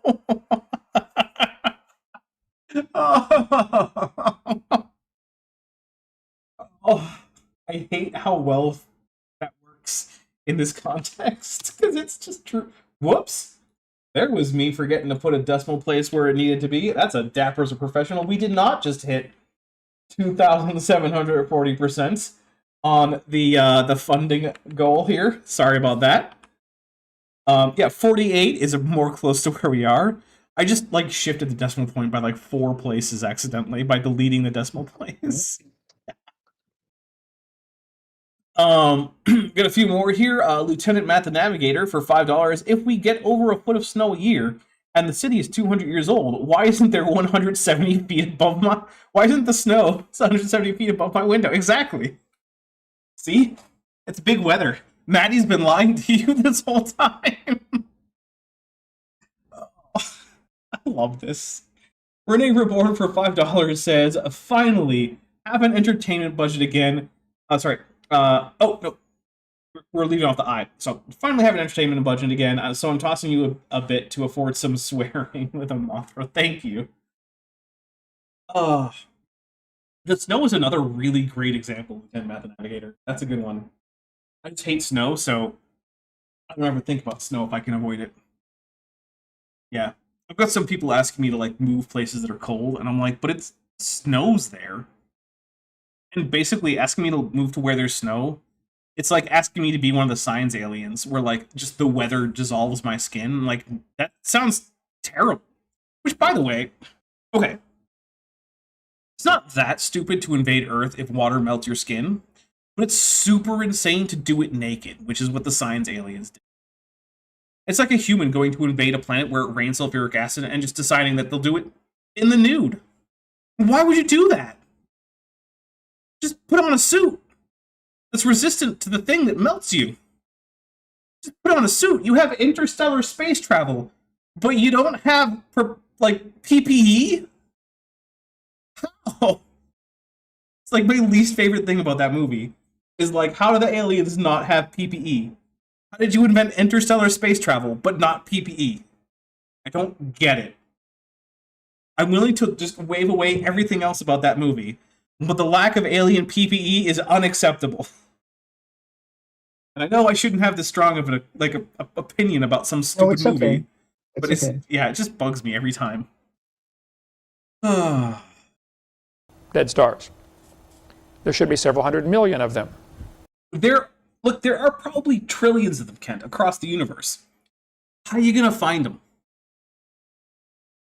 How are you gonna find a supernova remnant from 2 billion years ago? What are you going to look for? I don't know. Lieutenant Matt the Navigator for $2 says, they skipped textiles to tech tree. It's like civilization. Oh man, being a scientist in the science alien civilization must be super hazardous. You think they invented vent hoods too? Or did they just skip over that? No vent hoods? There's no way. Alright. It's like the least safety-minded civilization imaginable. They're all about conquering and nothing else. Man, that makes the Mechanicus look like a strict OSHA enforcer by comparison. If you know anything about the Mechanicus, you know what a crazy idea it would be to compare them to a strict OSHA enforcer. ICR has a great article about that, September 1998, Institute for Creation Research. Thanks for telling me what the acronym is, Kent. I didn't know. Yes, I did. That's a good point. Let's suppose stars explode every 30 years on the average, Sure. and there are only 300 of them. Okay, that makes sense. So, what's 300 times 30? So that's what, 9,000? Is that accurate? I think so. Okay. I think it's Yeah. right, but like I don't know. There's been a bunch of tequila tonight, so what do I know? Not for me though. No, And I think you're right. let's say 9,000. Okay. 300 times 30, Mm-hmm. 9,000. What? Okay, I'm good. That counts as a correct prediction. I don't care. I'm taking a drink for it. 9,000, Ken. Got it. We got 9,000. 9,000 years, Mm-hmm. Yep. max. No, Kent. That's how long it would mean that it takes, on average, for you to be able to no longer detect a supernova remnant after the supernova. That's what that is. That's the average time it takes to go from being able to see the supernova remnant to not being able to see the supernova remnant, unless you have a really compelling reason to think that supernova remnants should be just eternally visible after they occur. But I don't see why that would be a thing. So that's just how long it takes, Kent, right? It's like when the Institute for Creation Research, which you just referenced, put out their argument about like mineral content in the ocean. And they said, well, this puts a maximum amount of time on how old the Earth could be. When what it really did was put an average stay time for different kinds of minerals in the ocean. And you could tell because several of them were way older than 6,000 years, but it was pretty much only salt, like sodium chloride, that was around 6,000 years. But then they also put in their table, in their book, Scientific Creationism, like it's in the table, that it would take less than 200 years for the aluminum in the ocean to accumulate. So is the Earth less than 2,000 years old? No. What that means is that if you put, say, an atom of aluminum in the ocean, it has a stay time in the water of less than 200 years on average. Because otherwise, that would mean the Earth is 200 years old, or younger, which I don't think anyone agrees to. I don't think anyone thinks that the Earth was created in 1826. That seems dumb. Dumber than saying it's 6,000 years old. So that's what that is, Ken. It's 9,000 years is therefore the likely average time that a supernova remnant is detectable by humans at our current level of technology. That's what that is. Lieutenant Math Navigator for $5 says, I feel quite confident that ICR hasn't had a great article yet. I guess it depends on what you mean by great, but yeah, no, I would generally agree. All right. Oh, I forgot the cents after the dollar amount. That's another deck as a professional.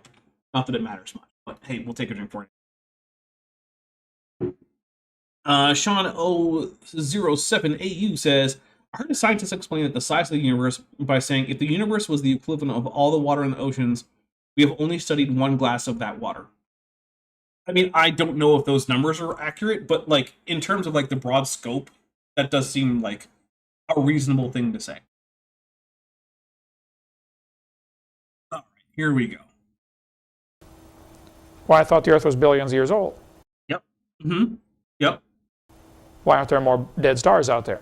There are, you just can't find them. Because it turns out that supernova remnants aren't just eternally easily observable. Like, supernovas sometimes turn into black holes, but they're stellar mass black holes. It's really hard to detect a stellar mass black hole because you know what they typically don't do, which is indicated by the name black hole? I bet you can guess. They don't give off much light. No, they do not. So, how you gonna find them, Kent? How are you gonna find the black hole in the blackness of space. What are you going to do to detect it? Where are you going to look? What telescope is going to detect one of these stellar mass black holes for you after the planetary nebula fades away by dispersing too much? How are you going to do that, Kent? Oh, well, what about the gravitational attraction? I mean, do you have a detailed star-by-star gravity map of the entire Milky Way? Because I sure don't. As far as I know, astronomers sure don't. So then what? How do you know how many stellar mass black holes are in the Milky Way, or in Andromeda, or the Sombrero Galaxy, or any of the other galaxies out there? I don't have a good direct way to detect them. I would be fascinated to know what Kent's way is. So, hey, if anyone wants to ask Kent how he would detect stellar mass black holes either in the Milky Way at a significant distance away from Earth or in other galaxies, feel free to ask him, because I would love to know what the answer to that question is. Love it. You won't hear the evolutionists or atheists talk about this much, but it is a very serious problem. No, Kent, they don't talk about it much because it's not a problem. It's just something you made up, that apparently you think supernova remnants should be eternal. No one thinks that. That's not a reasonable expectation. The way we see a supernova or a nova is first we see the light from the actual explosion, but then what's there afterwards is this afterglow that's actually occurring because of a planetary nebula that's spreading out. You can see planetary nebulae right now in the sky with a telescope, right? Like the Cat's Eye Nebula, if I remember correctly, is a planetary nebula from a nova, or a supernova, I don't remember. But it's spreading out right now. And eventually it will spread out and cool down, and you won't be able to see it anymore. And then how will you ever know that there was an explosion there? Other than historical records, you won't. But we don't have historical records from 9,000 years ago. So we don't know what novas or supernovas lit up the sky before that, and we don't know how to find them. Lieutenant Matt the Navigator for $5 says, man unable to find his glutes with both hands, and map complains that black holes are difficult to detect. Yeah. This might be one of, I say this too much. I don't know. This is an extremely stupid thing to think. I say this might be one of the dumbest things, but I say that all the time. Probably not appropriate for me to say all the time. But, like, it is mind-boggling how stupid this is. Let's see. Landon Knoll for 440 says, we detect such small stellar-class black holes colliding/merging via the LIGO grav wave detector. That's true. But how do we detect the ones that aren't currently colliding or merging? Right? What if there's just a stellar mass black hole just hanging out? Not about to collapse into, like, another one. I don't know. Also, I'm listening to an audiobook right now that takes place mostly on a planet orbiting close to a black hole. It's a very weird book. Very weird. It does not make a whole lot of sense, but I'm having fun with it anyway.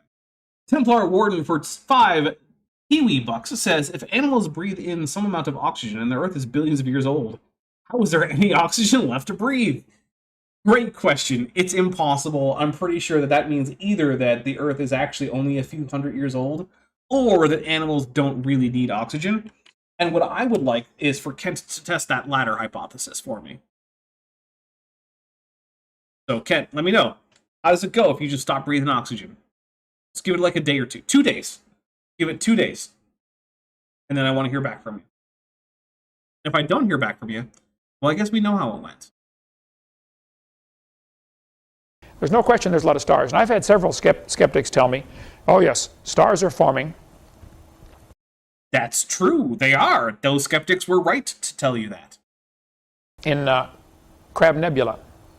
I don't remember which nebula specifically. I know that in the Orion Nebula they are, but, like, I can't name for you all the currently active stellar nurseries in the Milky Way or something. So, like, whatever. You can watch the dust out there and you see a bright spot in the dust. Mm-hmm. That's a star forming. Do you have anything to say about the fact that it matches predictions made previously about protostars and stellar formation, Kent? Is that a thing you're going to talk about at all? Like, at all? No? Well, duh, if this was a court of law, and you said, Your Honor, I see a I'm just going to take a drink for Kent invoking a court of law, given how his record is with courts of laws and how many times he's won versus lost in a court of law. That's maybe drop the court of law thing, although I know that you're still doing it now over on your Rumble page. bright spot behind the dust. That proves a star is forming. No, Your Honor, that proves the dust is clearing. Kent, it's not just that there's a bright spot. We don't just notice how bright spots are. There's this thing called spectral analysis that we do, right?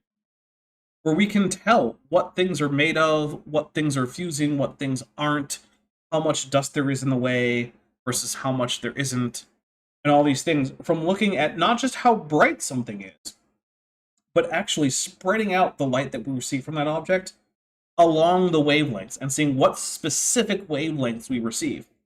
Because every material out there has a particular peak if it's hot and emitting light, and a particular little trough it will create if it's cool and absorbing light. And we can use these things to actually determine whether or not the bright thing is, say, fusing hydrogen.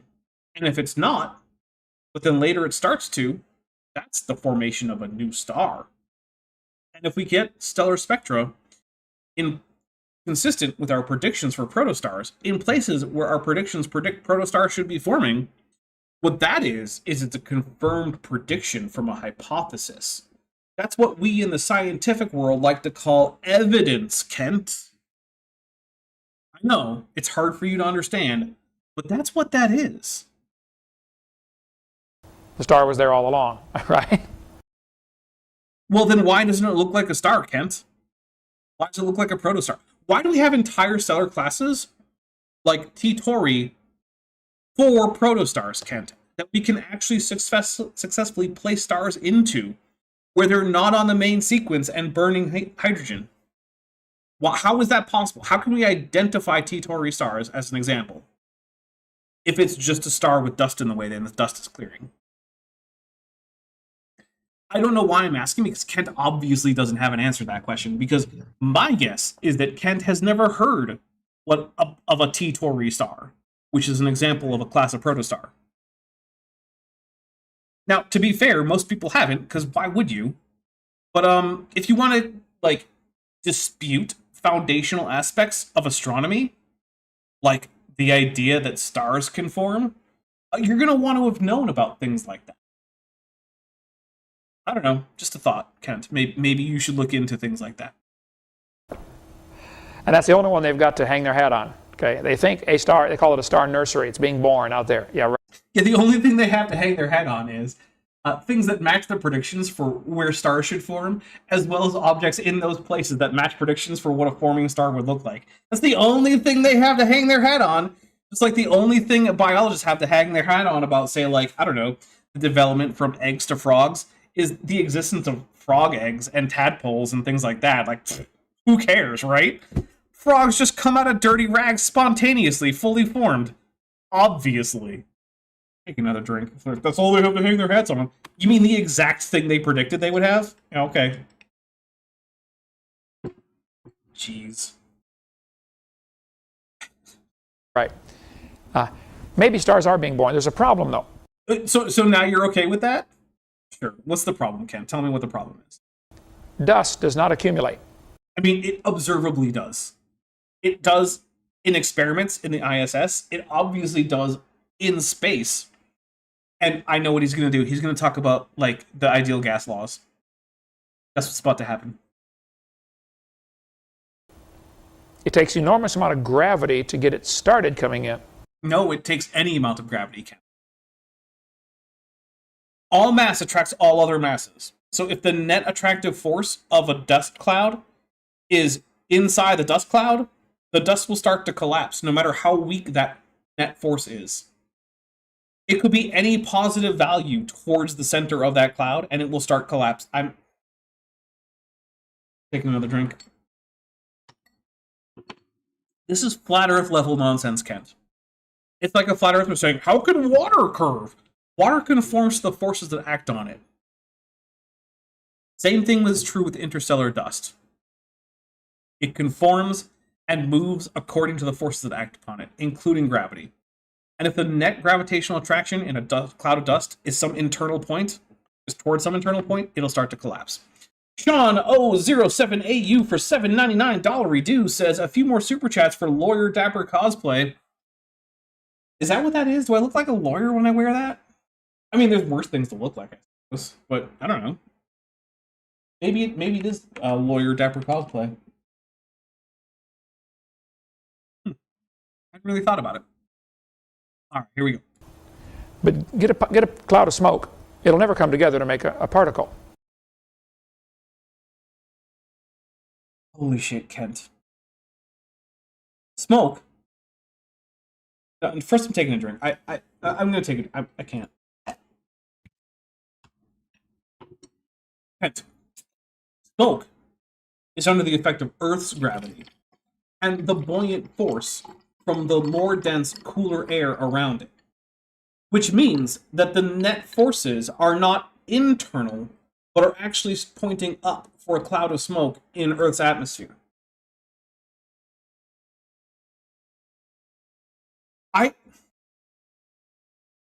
When I said this was flat Earth level logic earlier, I did not realize just how accurate I was being. Because I didn't realize that Kent was about to mix up gravity in outer space with a diffuse dust cloud with the buoyant force here on Earth under a relatively extreme force of gravity compared to what you would expect out in a dust cloud somewhere orbiting the center of gravity of the Milky Way. The tequila isn't helping anymore. Oh no. I need more of it. Oh, yeah, that's definitely a key for mega stupid worthy comment right there. Jeez. Also, I don't know if you know this, Kent, but smoke is actually made of small particles anyway. That's what smoke is. It's what else would it be? You think it's a bunch of photons, Kent? What? Oh my god. It dissipates, it falls apart. In order to get the dust to overcome the natural spreading out. What natural spreading out? Kent, you're talking about things like diffusion, but diffusion into what? The reason diffusion happens is a stochastic but overall predictable outcome of things like Brownian motion in a fluid. A fluid that's actually dense enough to have things like actual fluid flow, as opposed to just a bunch of Newtonian trajectories, because the fluid is too rarefied to actually have coherent flow, to have intermolecular forces. Do you think there are intermolecular forces playing a big part in some nebula out in space with a net gravitational attraction to itself? Because, spoiler alert, no! That's not what's going on. What intermolecular forces do you think are interfering in a dust cloud where each particle of dust is separated by like 80 to a few hundred centimeters? How are you going to get intermolecular forces at that level, Kent? Do you think intermolecular forces take place at centimeter distances? Because I sure don't. We're talking angstrom distances is what's important, Kent, for these kinds of things. Sean007AU says, if this was a court of law, you have been cross-examining the ridiculous claims of Kent Hovind for years now. It's true. Oh. This is... Is this worse than normal, Bent? Is it? I mean, a little bit, Okay. I would say. Because normally there's like waves of stupidity that come from Kent that are just beyond what you can imagine. But this is a lot in a row. Yeah, this is just a torrent. This is a fire hose. Oh, okay, I'm gonna hit play. Called Brownian motion. I'm going to take a drink for a confirmed prediction and then point out Brownian motion is a result of intermolecular forces, Kent. In order to get them to overcome that, you have to have energy to squeeze it together. Yeah, it's called gravitational potential energy, Kent. Even when you get to the point where Brownian motions can occur, gravitational potential energy is a thing that exists. It's why the atmosphere doesn't fly off, even though the atmosphere is dense enough for Brownian motion, which you can tell if you ever trace the path of a dust particle in a sunbeam. You can see how it wiggles around. That's because of Brownian motion. But let me know, is the atmosphere currently rushing into space? Thankfully, no. So you're saying that gravity can overcome Brownian motion? Gravity can overcome a lot. Wow. That's how we get black holes. Once again, flat Earth level nonsense. Not just flat Earth level nonsense, these are actually flat Earth talking points. Kent is just going full flurf right now. You get all this energy to squeeze it together. Now you get a mass that has gravity, which... Kent had always had gravity. The points of dust had gravity. That's why they started coming together in the first place. All things with mass have gravity. Taking another drink for like, well, now you have gravity. No, you always had gravity, Kent. Gravity doesn't just like switch on at some mass threshold. Like, oh, what you actually need is 300 kilotons of mass, and then below that, just zero gravity. But above that, now you have gravity. Not how anything works. Starts attracting other things. But the energy required to squeeze it together is incredible. Yeah, it's almost like in a gas cloud that's like 2 light years across, you have a lot of potential gravitational energy, Kent. Who'd have thunk it? Actually, they say it would take the energy from 20 exploding stars. Who says this, Kent? You say this bullshit all the time, and I've never figured out who you say says this. But also, when you're more careful with this, what you say is this would allow a gas cloud to collapse. But at no point have you ever said that anyone said this is the only way that a gas cloud could collapse. It turns out that people have run the numbers on this, and all it actually takes to allow a gas cloud to collapse sufficiently to create enough gravitational energy to overcome any kind of repulsive force from intermolecular forces to get an object as massive as a star is just for the gas to start out cold enough. That's it. And it's cold enough of a temperature that you would be very, very cold if you were part of that gas cloud. But it's warmer than just the ambient temperature you would reach in deep space, which is basically the temperature of the cosmic microwave background radiation. So you don't even have to be that cold, which means that over time, any given gas cloud of sufficient mass will collapse into some object, whether it be a star or a rogue planet or whatever, because they will cool down to a low enough temperature that they can overcome intermolecular forces, because intermolecular forces like Brownian motion are related to temperature. The lower the temperature, the fewer things like Brownian motion have occur. Because Brownian motion is just the motion of the little atoms and molecules colliding into each other.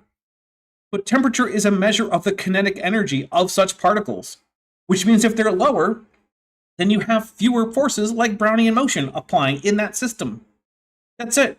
You just need cold gas and gravity. You know what we have a lot of in the galaxy? Bent? Cold mass and gravity. Yup. A lot. To produce enough energy to make a brand new one.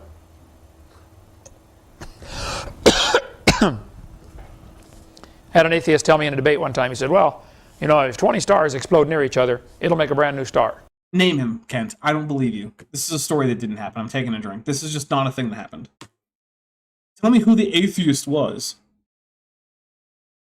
Also, of course, the number of times that Kent has had as subjects of his Whack and Atheist show people who aren't atheists, including Clint from Clint's Reptiles.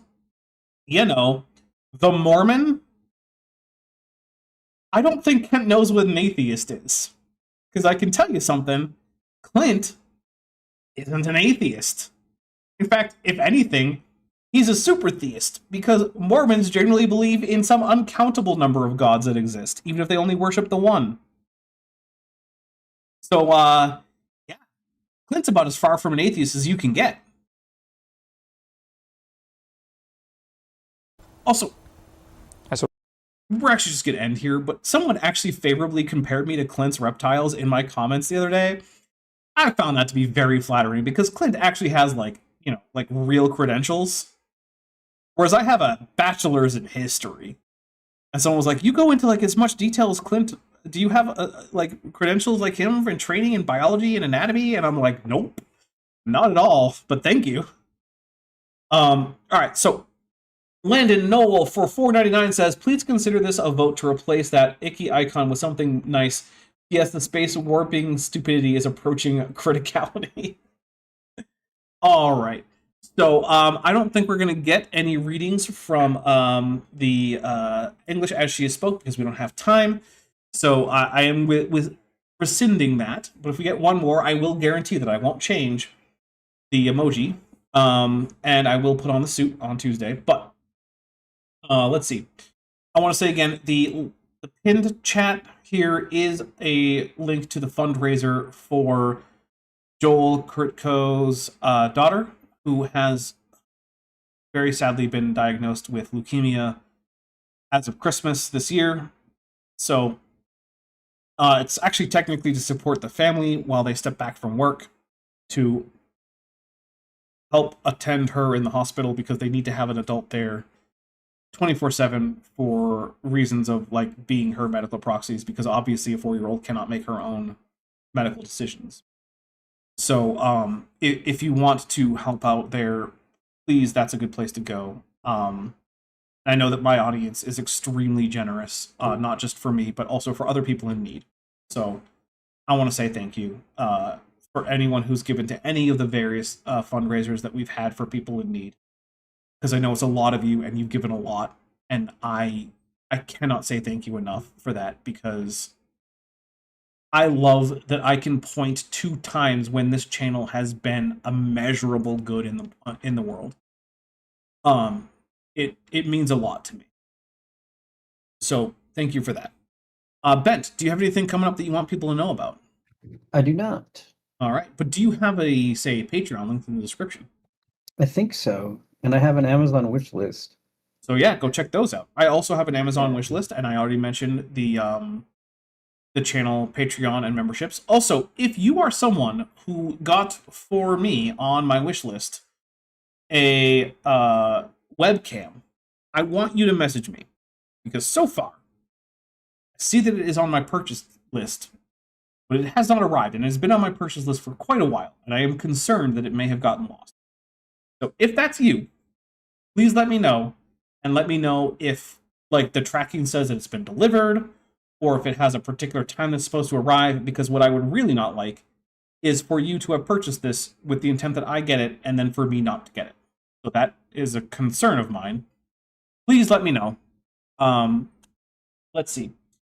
What is coming up on the... Well, first of all, after we get out of here, we're going to be watching Shin Godzilla over on the Discord. Now, if you have not seen Shin Godzilla, you are missing out, because Shin Godzilla is, in my opinion, one of the best Godzilla movies. It's like top 5 at the very least, and it's also just overall an excellent movie. Yeah, so check that out with us. But what's coming up on this channel? So today is Tuesday. So on Thursday, we're going to be doing Creationist Lies about Everest with Ron Neller. This is going to be the third part of the Ron Neller trilogy. Ron Neller is an Australian creationist who says lots of dumb things about things around the world, including in Australia. But this time, we're moving off to Asia to talk about Everest. That'll be at 11 a.m. Pacific, 2 p.m. Eastern. Then, over on Friday, over on Top Hats Off, my second channel, which one of my mods should put a link to, we are going to be doing Star Trek Adventures. At least that's the plan. If that somehow falls through, I will probably just do another art stream. Oh, and here we go. We hit the goal. The Princess Censored Dinosaur Michigan for 25 Polish zloty says, Only now made it to the stream, but I'll chip in to make to make Dapper suffering being double itchy on Sunday. Well, thank you, I suppose. Looks like we did not get Bent gets free pizza though. So sorry, Bent. No free pizza. Unless people just like show up with just so many memberships. Which I suppose is possible. Anything's possible. All right, so that Star Trek Adventures should be at 5 p.m. Pacific, 8 p.m. Eastern, over on Top Hats Off. The episode is Biological Clock. That is the episode that was the teaser that you saw during the break. No, it does not have anything to do with people telling women that they should have babies now because of their biological clock. Don't worry, it's not that. I think it's an unfortunate name for the episode, but I didn't name it because I'm just running an adventure out of a book this time. Anyway, then on Saturday at 11 a.m. Pacific, 2 p.m. Eastern, I will be back on for Dapper Reacts. We are continuing to plow through that video with Signs and Wonders, and Badass Dog Emperor is apparently what that guy's username is, which just... it's super dumb. It's super dumb. In fact, I had someone estimate that we were at like 3.6 Hovinds, or like 3,600 millihovins last time.